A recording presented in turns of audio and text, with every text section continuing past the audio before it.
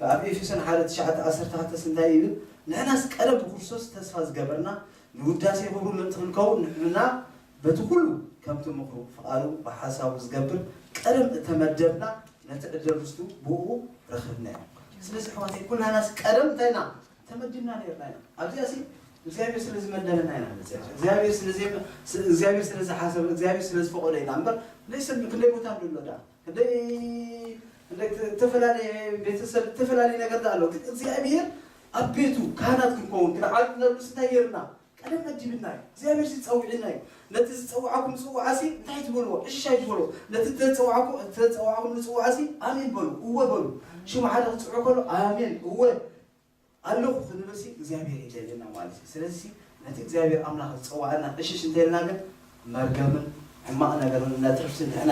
ኢና ንግዳእ ስለዚ ነቲ እግዚአብሔር ዝፀዋዓና ፅዋዓ ምላሽ ክንብል ንዳርግ ሕዋተይ እግዚአብሔር ይደግፈና እግዚአብሔር ይሓግዘና ስለዚህ ጎይታሲ ቀደም ይመድብና ቀደም እግዚአብሔር ሲ ሐሳቡ ናብዛ ዓለም ዚያ መጽሲ ፈቃድ እግዚአብሔር ማለት እግዚአብሔር አምላክ ተመስገነ ተመዝሙር ደስ ብለን ሰናይ ካዘበለ መድብካ ሐሳብካ ሰናዩ ነዓይ ሰንደው ዕላማሃ ፍሉዩ ነዓይ ፍሉይ ዳሕቲ ዘመሩላ ቤታይባ ስለዚህ እግዚአብሔር መረቡሲ ንዓናሲ ፍሉይ ሕዋት እግዚአብሔር አምላክ ተመስገነ እንደገና ድማ እቲ ንህይወተይ ዝጥንቀቐልና ካባይ ኣብሊፁ ካብቲ ኣነ ነብሰይ ዝሓስበላሲ ንሱ ይጥንቀቐለይ ኣለሲ ንነብሰይሲ ምናልባት ዝፈልጡ ነገርሲ ተወሰነ ይኹን እግዚአብሔር ግን ክሳብ መፈፀምታ ሰናይን ፅቡቅ ዝሓስበለይ ኣምላክ ስለዝኾነ ስለዚ ኣብኡ ክንጠበቕ እግዚአብሔር ይደልየና ኣነ እግዚአብሔር እንታይ ትብል ንስኻትኩም ክፋእሲ ንደቅኩምሲ ፅቡቅ መሃብ ካፈለጥኩምሲ ሰማያ ቦግዳ እንዴና ይብላ ንስኻትኩምሲ ኢሉ ባኒ ኢሎምኹምሲ እንታይ ዘይትህቡ እምኒ ዘይትህቡ ዓሳ ኢሎምኹም ድማ ተመን ዘይትህቡ ንስኻትኩምሲ ክፉኣት ክነስኹም ንደቅኹምሲ እንታይ እዮም ፅቡቅ መሃብ ካፈለጥኩምሲ እቲ ሰማያ ቦግዳ ክንዴና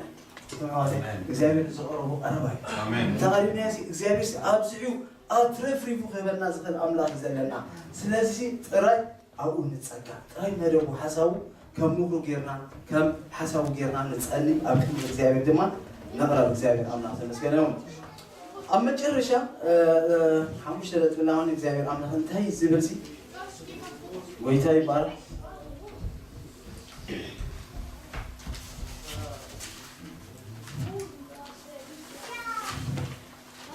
ናይ እግዚአብሔር ፍቃድ ኣምላኽ ከመይ ጌርካ ትፈልጦ ሕጂ ናይ እግዚአብሔር ፍቃዱ ድሕሪ ብዙሕ እዩ ማለት ተስፍኡ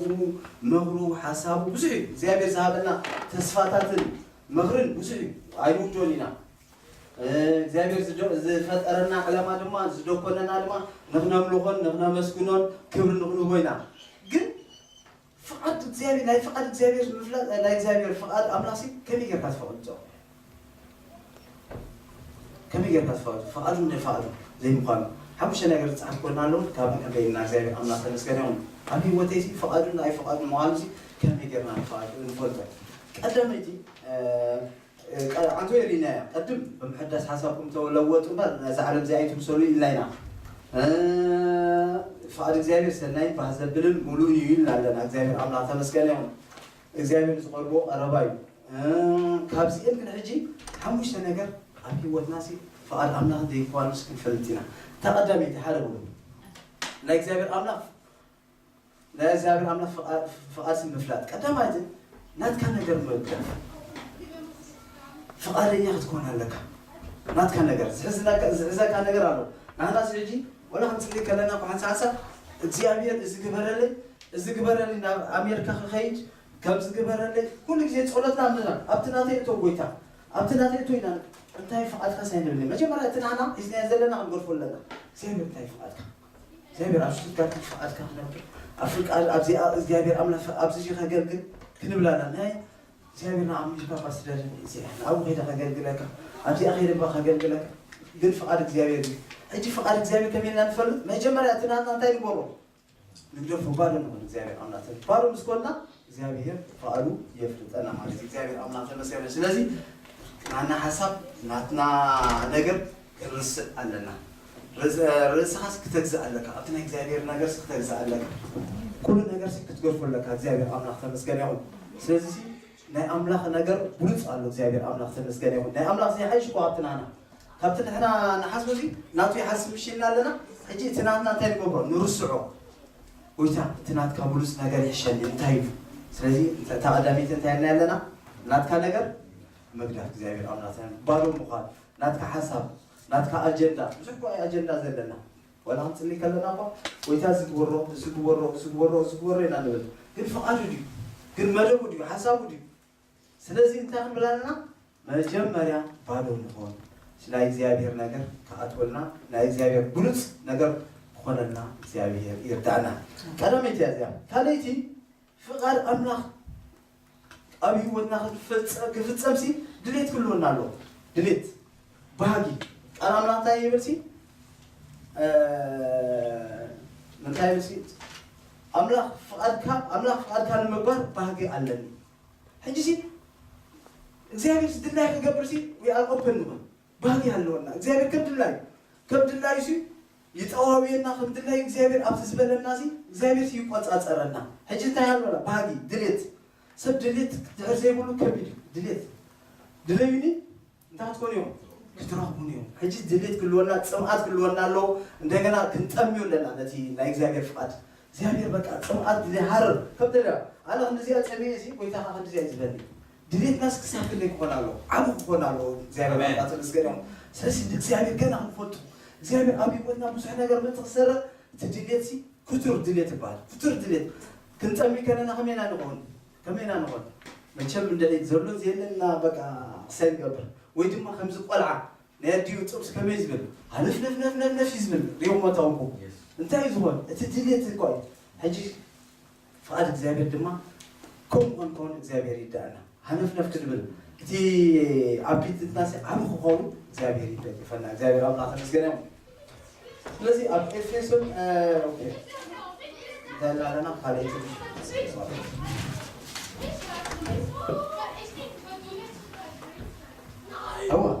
ስለዚ እቲ ድሌትና ዓብ ክኸውን ኣለዎ እግዚአብሔር ኣምላኽ ተመስገነ ይሁን ካልአይቲ ኣይወዳኹም ኣብቲ ድሌት ልዕሊ ሁሉ ድማ ንእግዚአብሔር ቀዳማይ ክንሰርሖ ኣለና ኣብቲ ድሌት ንእግዚአብሔር ሳልሳይ ራብዓይ ካልኣይ ደይኮነስ ቅድም እዚኣ ሞትኹን ድሕሪኣ እዚኣ ክገብር ድሓር ድማ ንእግዚአብሔር ኣብ መንጎ ተኸትካ እንታይ ኣለዎ ካብዚ ዓለም እዚኣ ተኸትካስ እንታይ ኣለዎ እቲ ናይ እግዚአብሔር ካልኣይ ጌርካ ኣለኻ ተቐዳማይ ከይተበለ ወይ ሳልሳይ ጌርካ ኣለኻ ኣብ ቀዳማይ ካልኣይ በፂሕካ ኣብ ሳልሳይ ከይበፅሕካ ክትከይትኽእል ኢኻ ግን ቀዳማይ ክትገብሮ ኣለካ እግዚአብሔር እንታይ ብምሉእ ሓይልኹም እንታይ ግበሩ ናይ ኣፍቅሩ ስለዚ ኣብ ሂወትና ኣሕዋተይ ንእግዚአብሔር ቀዳማይ ክንገብሮ ኣለና ኩሉ ግዜ ትዝክሮ እዮም እቲ ሰብኣይ ጎይታ ኢየሱስ ክርስቶስ ሰዓበሉ ዝበሎ መጀመርያ ነጎይ ክቐብር ዝበሎ ትዝክሮ ትኸዱ እዮም ጎይታ ግን እንታይ ኢሎ እታ ቀድም ስለ ዝበሎ እንታይ ኢሎ ሙታት የቕርብዎ ኢሎ ስለዚ ልዕሊ ስድራ ቤትና ልዕሊ ደቅና ልዕሊ ኩሉ ቀዳማይ እግዚአብሔር ክስራዕ ኣለዎ ኣሕዋተይ እንታይ ዝብለና ኸማ መጀመርያ መንግስቱን ፅድቁን ድለይሞ ድሓር ካልእ ድማ ኩሉ ክውስኸልኩ ስለዚ ኣሕዋተይ ልዕሊ ኩሉ ቀዳማይ ፍቓድ እግዚአብሔር ክንገብር እግዚአብሔር ይደግፈና ቀዳማይ እግዚአብሔር ኣብ ሂወትና እግዚአብሔር ኣምላኽ ተመስገነ ዋላ ሕጂ ፍቕሪ ሞረይዎ ፍቕሪ ተፈላለየ ዓይነት ኣሎ ኣጋፔ ፍቕሪ ኣሎ ኤሮስ ፊላ ኣሎ ግን እቲ ቀዳማይ ፍቕሪ ናይ እግዚአብሔር እዩ ቀዳማይ እግዚአብሔር ክነፍቅሮ ካልኣይ ፍቕሪ ድማ ሰብኣይን ሰበይትን ሰብኣይን ሰበይታ ሰበይቲ ድማ ንሰብኣያ ሳልሳይ ድማ ናይ ቤተሰብ ኣሎ ናይ ኣሕዋት ኣሎ ራብዓይ ድማ ናይ ፈተውትን ኣሎ ማለት እቲ ፍቕሪ ደረጃ ኣለዎ ሕጂ ንሰበይትኻስ ልዕሊ እግዚአብሔር እንታይ ጌርካያስ እንታይ ንእግዚአብሔር እንታይ ትገብሮ ኣለኻ ካልኣይ ትገብሮ ኣለኻ ስለዚ ቀዳማይ ንእግዚአብሔር ካልኣይ ድማ ንሰበይታ ወይ ሰብኣይካ ሳልሳይ ንቤተሰብካ ከምኡ እንዳበለ ኣብ መስርዑ ክኸውን እግዚአብሔር ሓግዘና ስለዚ እግዚአብሔር ቦትኡ ዝወስደሉ ኣይደሊ እግዚአብሔር ቀና ኣምላኽ እዩ እግዚአብሔር ንኻልእ ክነምልኽ ከለና እንታይ እዩ ዘንቢኹም እዩ ዝብለና ምክንያቱ እቲ ግቡኡ ንዑ እዩ ቀዳማይስ ንዑ እዩ ስለዚ እግዚአብሔር ይደግፈና ቀዳማይ ክንገብሮ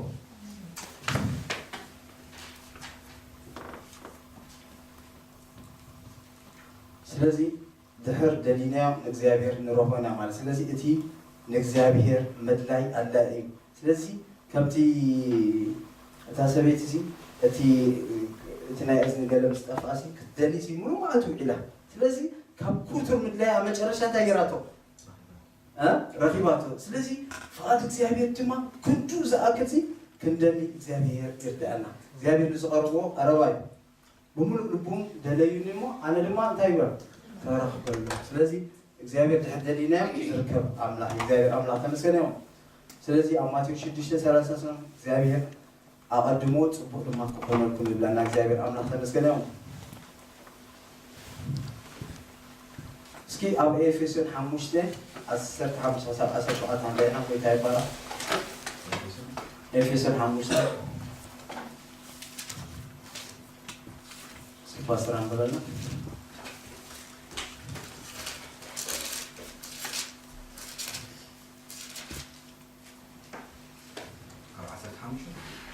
أو أسر حموش أسر شوات امبارس غنيات غفويو وما جزء عديكم قبل بامات امبار كم عياسو زي كونه كمان بتنقال خم تملالسو تملكتو بانتزي اتفقاد قويتا انتاي مخانو استوعلو امبار عياشو اي تغنو زرقت الله وما بويني اي تسكرو سلازم اتفقاد املاح تبل زلاس كدغما بانتزي اتفقاد قويتا انتاي مخانو استوعلو امبار عياشو اي تغنو قويتا بار سلازي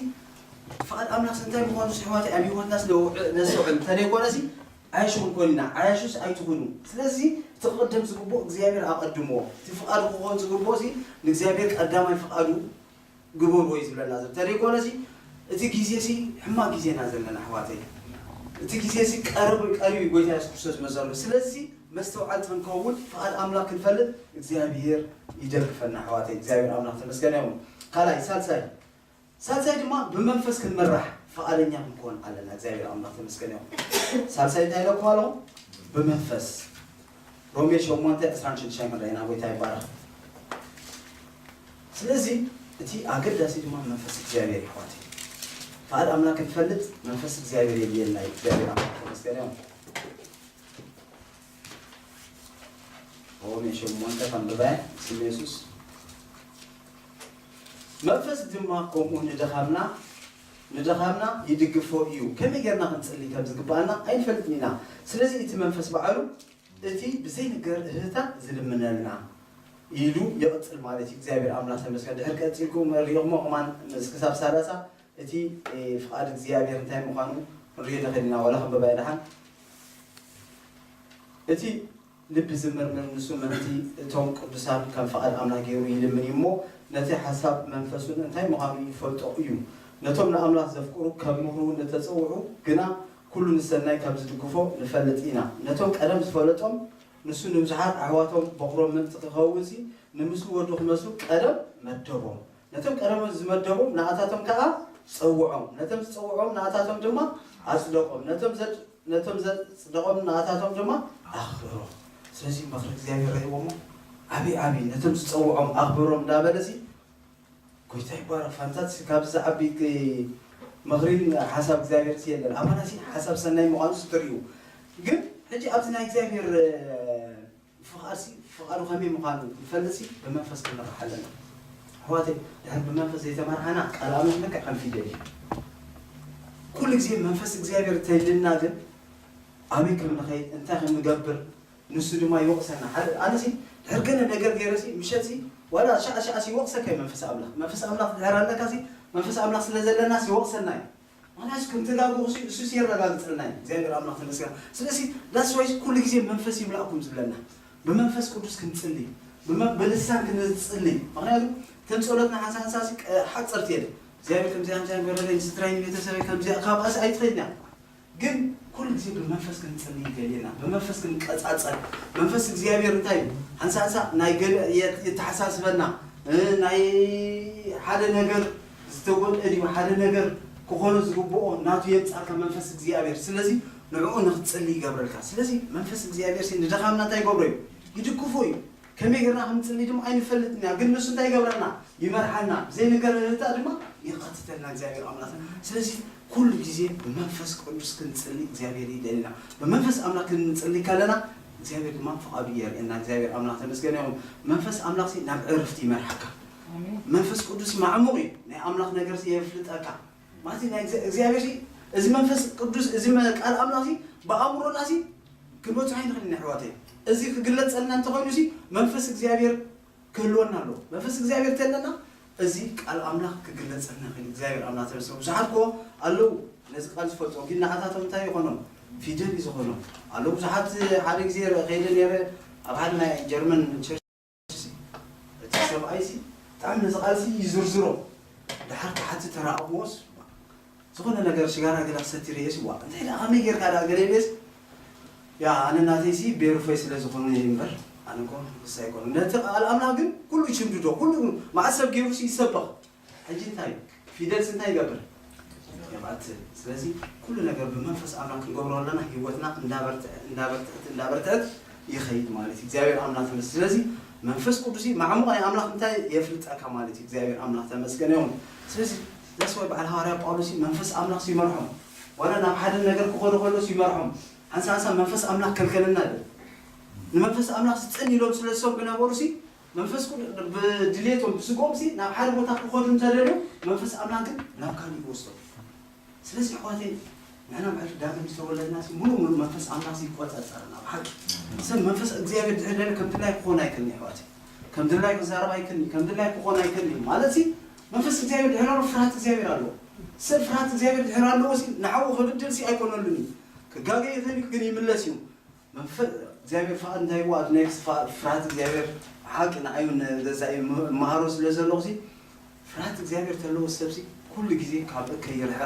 ኃጢአት ከገብር ሳይኮነሉኒ ፍርሃት እግዚአብሔር ምክንያቱ ካብቲ ፍርሃት እግዚአብሔር ዝተላዓለሲ ኩሉም ትኖም ታይ ተቆጻጽሮ ስለዘለውሲ ለእግዚአብሔር ተሐዝን እግዚአብሔር ከውይሲ አይደልኝ ማለት ስለዚህ ሐዋቴ ፍርሃት እግዚአብሔር ይብዛልና አሜን ፍርሃት እግዚአብሔር ስንባለሁን ይሁን ይብለና ስለዚህ ካብ ሰብ ክንፈርህ እግዚአብሔር ጽውቅ ይጣልና ምክንያቱ ሰብ እንታይ ነው ካብ ሰብ ሲል እግዚአብሔር ፍሩ እግዚአብሔር ሲ ነፍስን ስጋን ከቀትል ዝኸል ይልኩም ስለዚህ ነተዓብ ሐያል አምላክ ነፍርሃዮ ስለዚህ እግዚአብሔር አምላክ ተመስገን ይሁን ፈቃድ እግዚአብሔር ፍርሃት እግዚአብሔር ድማ ጥበብ ናይ መጀመሪያ ይዋይ ፍርሃት እግዚአብሔር ተለና ጥበበኛ ታቲና ማለት እግዚአብሔር አምላክ ስለዚህ እንተ ያታሳብ ሰይጥናሲ መንፈስ እግዚአብሔር ሲ ከመርሐና በመንፈስ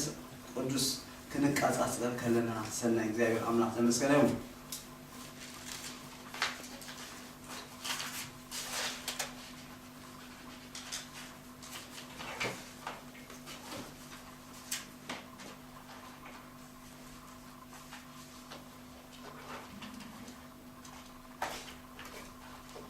ራባይ ድማ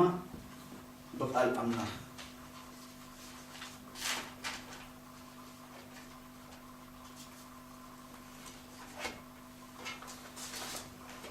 ራባይ ድማ ፈቃድ አምላክ ንፈልጦ አቃል ይሆት ማለሲ ለዕል ሁሉ ሲ ለዕል ትንቢት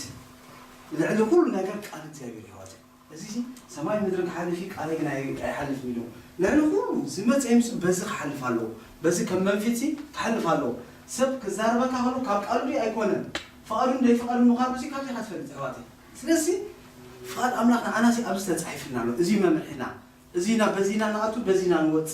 ስለዚህ ፈቃዱ ድማ አቃል አምላክ ንረክቦ ማለት እግዚአብሔር አምላክ ተመስገን ጎይታ ኢየሱስ ክርስቶስ እንታይ ሓወይና ደንሲ ፈቃድ አምላክ ዝገብር እዩ እግዚአብሔር አምላክ ተመስገን ስለዚህ ፈቃድ አምላክ ንገብርሲ አቃሉና ነው እግዚአብሔር አምላክ ተመስገን ነው ስለዚህ ኣብ ቀዳማይ ጴጥሮስ ሓደ ድሕሪና እንታይ ሰዓሪ ቅምፅል ይብሎም ግን ፈቃድ ረአያ እንታይ ይባል ቀዳማይ ጴጥሮስ ሓደ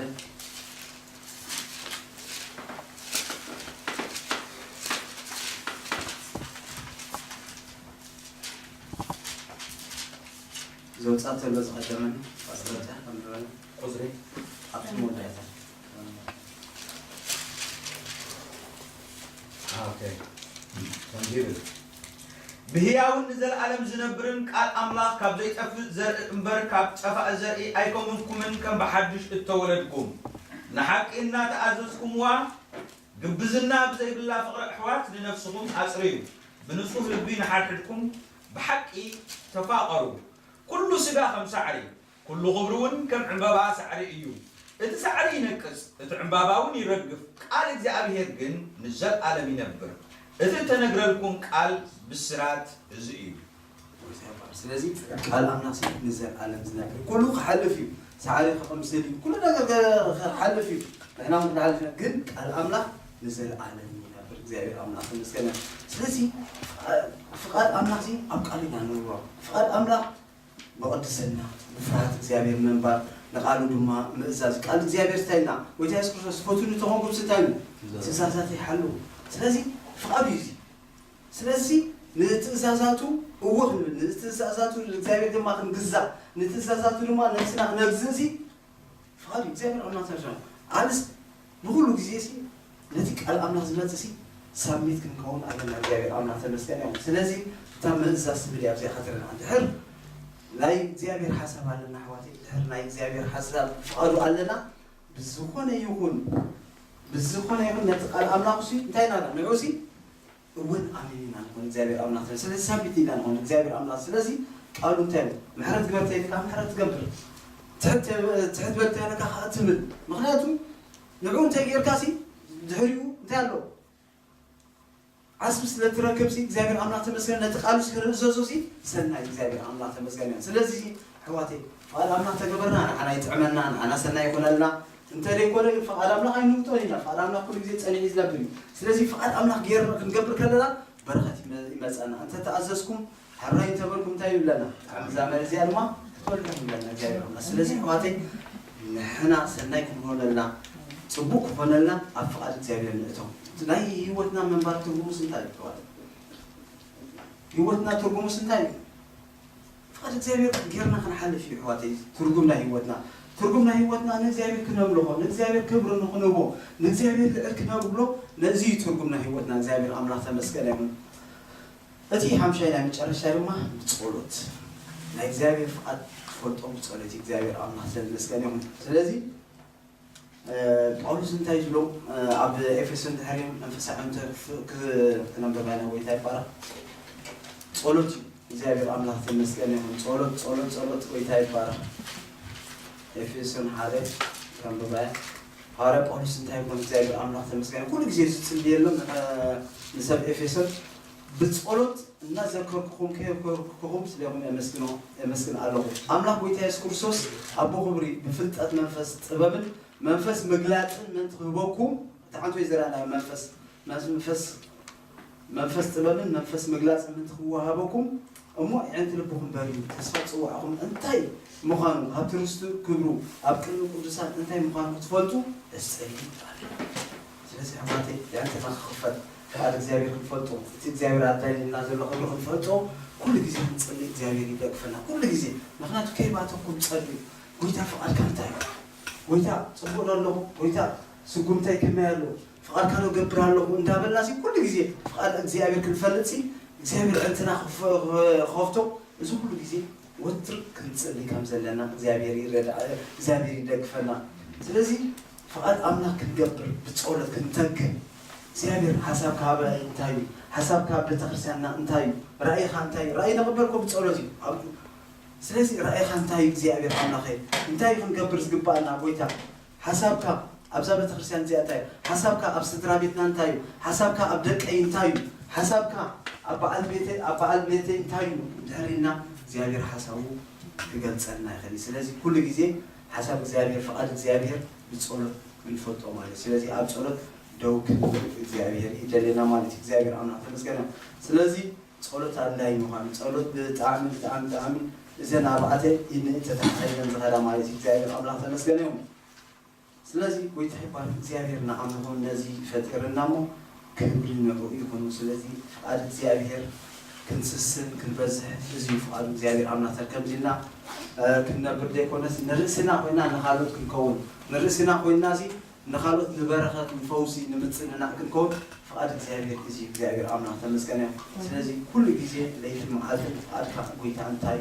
ፍቃድካ ፍጠን እንዳበልና አብቃሉ አጥቆል ክንነግር እግዚአብሔር ይርዳና እግዚአብሔር አምላክ ተመስገነ ይሁን ጎይታ ይባርኩም ሁላና ኸልዘለና ይሐፊና ጽሊና አምላክ